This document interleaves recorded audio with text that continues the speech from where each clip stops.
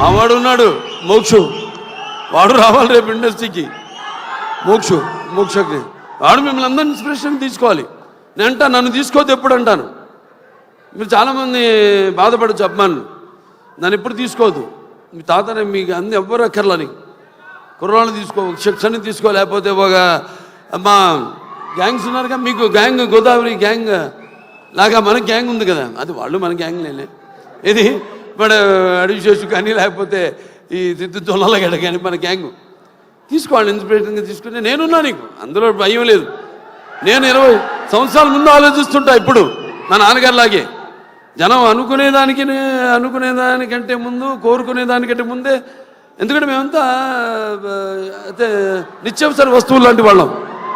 ఎలాగైతే మనం ఈ దైనందిన కళాపాలలో సతమతమవుతూ అవసరాలు పాలుతూ సినిమాను కూడా మనం ఎంచుకున్నాం ఒక అవసరంగా. మనం అంటే నిత్యావసర వస్తువులు మనం ఎప్పుడు కనబడుతూ ఉండాలి, ఏదో ఒక కొత్తదనం అందిస్తూ ఉండాలి. అదే నాన్నగారి దగ్గర నేను నేర్చుకుంది. అదే మా తమ్ముడు కూడా అన్న కూడా ఫాలో అవుతున్నాడు. అదే మా ఇంకో చిన్న ఉన్నాడు మోక్షు, రేపు అతను కూడా ఫాలో అవుతాడు అతను అని. సో ఎవరైనా ఏదైనా మారుతున్న కాలానికి అనుగుణంగా మనం ఇవ్వాలి.